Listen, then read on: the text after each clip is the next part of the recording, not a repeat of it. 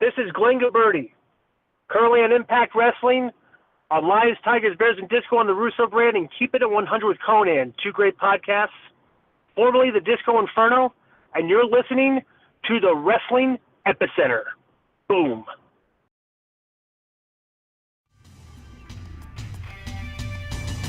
You're listening to Interactive Wrestling Radio, featuring the Interactive Interview, courtesy of WrestlingEpicenter.com. Welcome back to Interactive Wrestling Radio on the Newsmaker line. With me right now is a guy who hasn't joined us since 2003. It's been a little while since we had the former Disco Inferno, Mr. Glenn Gilbertti, on the phone. Mr. Gilbertti, are you with me? Yes, I am. Pleasure to have you on, man. It's so glad to have you back in Impact Wrestling. Your segment from the other night is getting a lot of attention online when you're walking backstage and seeing maybe some of the ghosts of wrestling past and present and possibly future. Thoughts on your return to Impact Wrestling this past Thursday? It was fun. You know, I had a good time. I thought the response was good. So yeah, I've never really distanced myself from professional wrestling. I still do it every now and then, but like people just haven't seen me on TV in so long. But yeah, but I've never. This to me it's always been second nature. I've always been very comfortable on TV doing what I do. Absolutely, and those segments that we just talked about all culminated with you in the ring with Scarlett Bordeaux, who you're going to be facing in a few weeks at Against All Odds. Here we are with you entering another intergender match. It's not your first time, but how do you feel going into a match with somebody the likes of Scarlett Bordeaux? Well, you know, there's this thing with the women's revolution stuff and everything. I've been pretty vocal that I'm not a fan, of women's wrestling collectively. Okay, like the people say that, like, I've never said I don't like all women's wrestling. I'm entertained by the good stuff, and I think what happens in professional wrestling these days is because, we have this women's revolution, we have equality, this whole push, and like the women, are main eventing WrestleMania, they're taking the guys' spots and stuff and everything, and I've always been like, we can always talk about the positives of women in professional wrestling, but like I'm not going to like ignore when I see women's matches and they're bad. I mean, people criticize my work, people criticize my match, so I'm not going to sit there and say like when I watch Charlotte, go out there again and I'm like have a great match. I always say that was a great match. You did a good job, but like if there's a match that like hypothetically speaking, like Ruby Riott against somebody that wasn't good, I'll point out that sucked. Okay. The funny thing is, it's like you're almost not allowed to really say that these days. No, you're not allowed to criticize. And I'm like, wait a second. If you want equality, okay, you have to be subjected to equal criticism that we get. We're not just in there trying to like, push this women's revolution thing and let you guys come take all our spots and never speak out against it. Like it's crazy, So, and it's getting to the point where the women, it's like, hey, it's time to like, put up or shut up, girls. If you think you guys are as good as us, then let's actually wrestle against the men. And like, some people are willing to do it, like Scarlett Bordeaux and stuff and everything. So I'm like, hey, let's do this. I'll show you if you think you're that good. If you think you're better than this than us, then go ahead and let's start wrestling the guys. Let's see how good you are. And it's a difficult thing too with the women's revolution because on one hand, you're supposed to see them only as athletes. You're supposed to see them not as sex objects. Yet, when you go on Google and you type in their name, you're going to find a picture of them in a thong or a bikini or something like that, and we're going to notice that. We're guys. That's what happens. Well, I'm not going to sit there and ignore this whole women's revolution thing is grounded in massive hypocrisy. It's like it's fine for the women to sit there and say like, oh, we don't want to be objectified and everything, but then you're on Instagram posting with your ass hanging out in a thong, and I'm like, well, what are we supposed to do here? Look, I say, look, girls, all right, when you're attractive, we're going to be attracted to you, okay? And there's nothing wrong with that. It's like these days in wrestling, it's like if you talk about how hot a girl is, something you're quote unquote objectifying her, and I'm like, what do you talk about? Women have the one thing that guys that have the big advantage over a male audience that guys don't have. They have sex appeal. You know, they have sex appeal over a male audience. And, like, when they try to ignore their own sex appeal, I'm like, yo, what are you guys doing? I go, you know, you're hurting your marketing of yourself. I go, because guys are attracted to you. You know, they're attracted to attractive females. Don't try to make it like, you know, that they're not supposed to be attracted to you and just respect your work. You know, embrace both. And it's kind of like these days, it's like we're only allowed to embrace one, but not the other. Okay, so then, like, okay, if we're embracing one, if we're embracing the work, let's be honest about the work. Because when it's good, I'll put, hey, that's great. But when it's bad, I can just say, you know what? Maybe you shouldn't be doing this. Maybe you should stick to the sex appeal stuff instead of because your work isn't good enough. You know, and that's it. And pointing stuff like this out is like, oh, how can you say that? I'm like, hey, I'm just having a logical conversation about this based on the parameters that have been set in professional wrestling by the fans and this women's revolution and stuff and everything. I just want to know exactly what the rules are going forward because there's only one side writing the rules here. And the rules, to me, are still very much open for debate. And it's like, you know, it's like the people that want to debate this, you know, like me, are vilified. So I say, wait a second, I want to go ahead. I was going to say, you said something during the media call that I thought was interesting, and some people jumped on you for it, which is that, you know, your opinion, one of the best female wrestlers of all time was Velvet Sky, because she did push that sex appeal button, but she could also work. Right. She wasn't the best worker. But brother, here's the thing in professional wrestling. This whole thing of like, you have to be a great worker. Your work only has to be serviceable enough if your character is good enough. If your character is good enough, your just work has to be serviceable. And I would just say, guys, just look at Hulk Hogan. Okay, somebody like, you know, the greatest wrestler of all time, most famous of all time. His work was serviceable. You know, he wasn't Ricky Steamboat out there or Ric Flair, but he was good enough and his character was over so strong that he was the top guy in the business. So this whole thing of like, you know, trying to detract from you, like if your character and looks are good enough, your work doesn't have to be. And that's just, to me, that's just the way wrestling's been for years. The Hall of Famers of that, most of them you can look and say like, wow, this guy was really over, and you watch his work and say, his work wasn't that good. It's like, you know what, a lot of people didn't care. You know, and like too many people care about your work now than they should. It's like a lot of people really don't care about it. You know, and like I said, you know, Velvet Sky was a great ring entrance. And but the thing was, the numbers don't lie. The beautiful people got good ratings on Impact when they were on. You know what I'm saying? So I'm just sitting there trying to point out common sense sometimes, and people like, you know, it's not the narrative that other people have, so they look at me as like a bad guy. You know. Absolutely. And the first person you're going to be facing of the female persuasion and Impact, I know you had Jacqueline, and I will ask you about that in a moment, is Scarlett. And Scarlett has a lot of 90s Sunny in the way that she's presented. She's kind of, you know, you can almost picture I Know You Want Me playing when she comes down to the ring because she pushes the sex appeal button. I don't know if she can wrestle. I mean, I've seen stuff on the indies, so I assume she's capable in the ring, but what are you expecting to see her do in the ring, and is that going to be a continuation of what you just said, similar to Velvet? When I said that Velvet Sky was my favorite female wrestler, I was getting, you know, a pushback from that from fans. Okay, yep, so that's the thing. Like, I think that's very disrespectful to her. You know, just because I like, you know, like I'm wrong for liking her. You know, so that's you know, I thought she, like I said, my vision of professional wrestling is probably different than others, but to me, she was a consummate professional wrestler. Okay, but what I say about Scarlett Bordeaux, you know, it's funny that what she's doing works.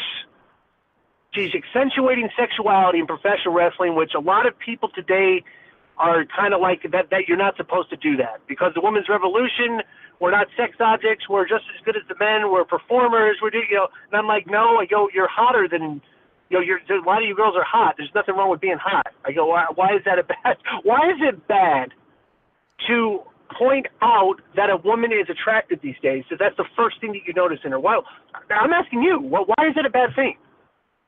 And it's this whole Me Too movement thing where it's like, I mean, I won't mention. I think it's hysterical that, like, you know, I'm just being very brutally honest, and I know other people are not being honest about this. Okay, because to me it's very obvious. Okay, the people that are trying to say that women should not be looked at as, they're lying. Okay, because Agreed. attractiveness is almost a biological function in people.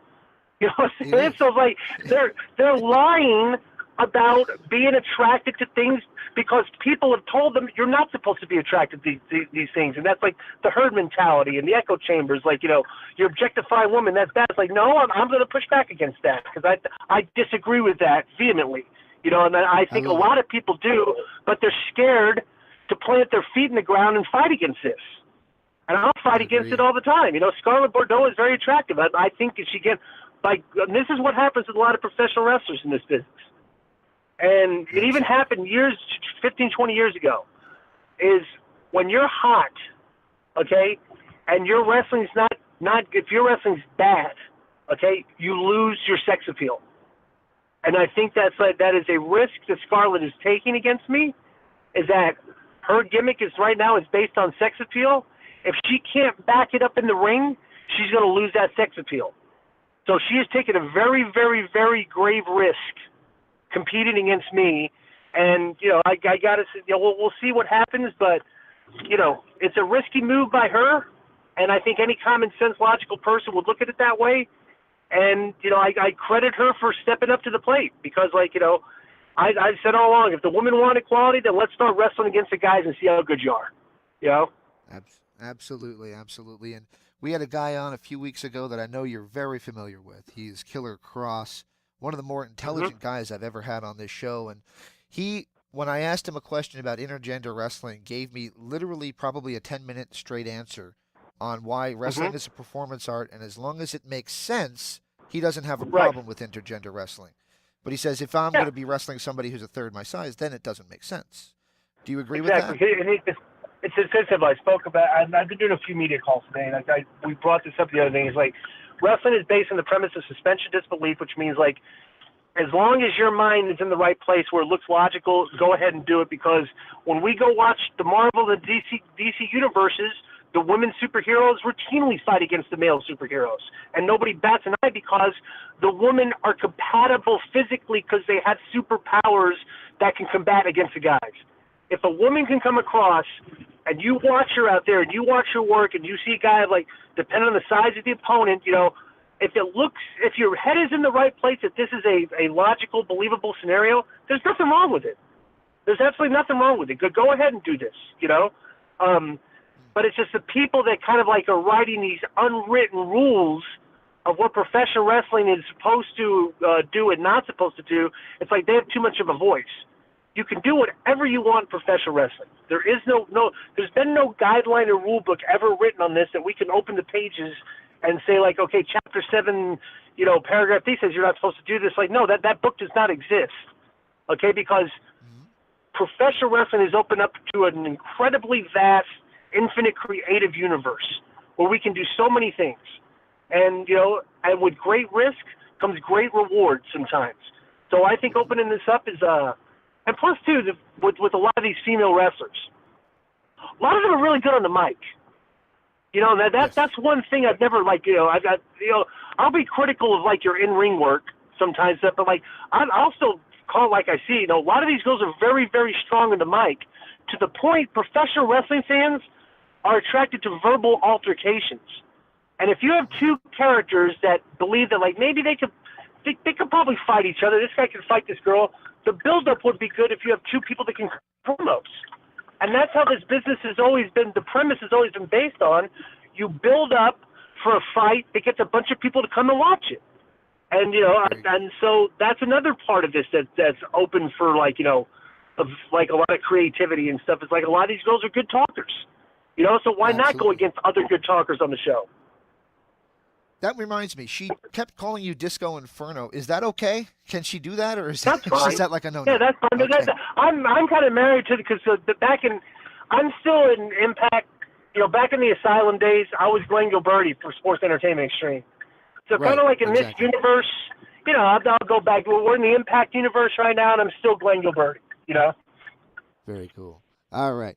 So a couple more questions, and I'll let you go because I know we have a fixed amount of time today. Another guy I had on recently was a guy I think you get along with pretty well because I think you guys see eye to eye on a lot, and that is Eli Drake. Coming away from this Impact, I remember two segments. I remember the stuff he did with Eddie Edwards, which was not a match, and the stuff that you did with Scarlett Bordeaux and backstage, which again was not a match. Do you think that wrestling these days kind of is too focused on the match, and it forgets the fact that it's a show? Yeah, of course. And then that's the thing. I've always, my when I teach kids, teach wrestling class, or do seminars, I always tell everybody the same thing, and the reason, the way I always approach this business. I don't go out, everybody wants to go to the show these days, and all the wrestlers want to have the best match. Because, that's the thing, go out and have the best match. But a lot of these guys are not the best workers, right? And so what they'll do is, to try to have the best match, they'll go out and do things that they're really not good at, and they have to do a lot of risky things, and they're risking injury to go out there and try and have the best match. My motto in this business has always been, go out there and get the best reaction.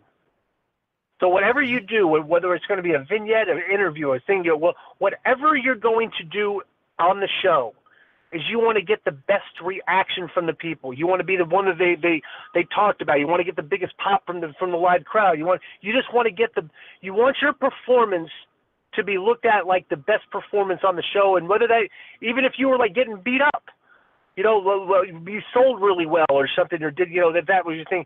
Just that's my thing. Be the best performer on the show, or try, and you'll always produce good television. That's the way I've always thought about this. All right, I probably could find out this next answer if I checked out his podcast, but we saw the Young Bucks respond to the segment. They seem to enjoy it. But what about your friend Vince Russo? How did he like the parody of him on there? Oh, I don't know. I'm going to find out when I do a show tomorrow. So I haven't done it yet. We only talk each week on the show, because that way the conversations are more natural and everything. So I'm sure he probably loved it. I'll be honest with you. You know me. I'm kind of in the business these days, because I'm very blunt and I say things outside the box, and I'm not along with the herd mentality. On my podcast, and people. There's a lot of people that don't like me. A lot of fans, they don't like me. They don't like me as a person because of things I say and stuff. And they'll come after me and they'll say things about me online. And the fans will. That honestly does not bother me, because I've just always been I just want to be honest and be be myself and stuff. So I was just surprised at the amount of positive reactions from the fans. That talk about, I thought everybody would stay true to themselves, and since they're supposed to hate me because I say bad things about women's wrestling, that they were going to bury me. I was surprised that a lot of people were actually put over what the stuff that I've been doing. So that was actually surprising, to be honest. And like I said, it was one of the few things, when you come away from a show, sometimes when you're laying there in bed at night, you're thinking, that was an okay show. And then you think, I really like that segment and that segment. And again, it was the two segments that were not wrestling. So what does that say? I don't know. Yeah. Says something. Yeah. Yeah. All right. So final question for you. Here we are in 2019. Impact Wrestling is a new TV home of Pursuit. They're on Twitch. They have a pay-per-view coming up, WrestleMania weekend coming up. A big Impact coming up with Against All Odds. A lot going on for Impact. You've been there off and on since pretty much the beginning. Thoughts on where Impact Wrestling is right now and how they're heading forward? What was the question now? Just thoughts on how Impact Wrestling is doing right now and heading forward compared to maybe your other times with the company over the past, 18 years, 16, 17 years. Oh, I honestly think I think Impact's a better show than WWE right now. Like I said, there's more entertaining segments on the show than there are in WWE. I think they've got that. The only thing they don't have right now is the platform and then the viewers. But for content, I think Impact's doing fantastic. And there's a lot of guys on that show I think they're really good performers, and are kind of in line with my philosophical thinking on the business too. You'd be surprised at how many guys in that locker room are kind of gravitate more towards old school philosophy than they do the new school, and so going forward, I'm just want everybody to know I'm not a full-time contracted employee at Impact. I live in Vegas. They do a lot of shows here. Whenever they come to my hometown, I'm willing to do their TV taping. So you'll probably see a lot of me going forward, but not on a weekly basis. Excellent, excellent. Before I let you go, can I ask for one little favor? Sure. Do you mind if I ask for a station ID, just saying this is Glenn Yeah, Gilbertti no and you? What's that? Yeah, go ahead. What do you want to ask? Yeah, Wrestling Epicenter is the name of the show. Okay. You ready? I'm ready. This is Glenn Gilbertti, formerly the Disco Inferno from Keep It 100 Conan, and the Vince Russo brand, Lions, Tigers, Bears, and Disco, and your let me start. This is Glenn Gilbertti, currently on Impact Wrestling, on Lions, Tigers, Bears, and Disco on the Russo brand, and Keep It at 100 Conan, 2 great podcasts, formerly the Disco Inferno, and you're listening to the Wrestling Epicenter. Boom. Beautiful.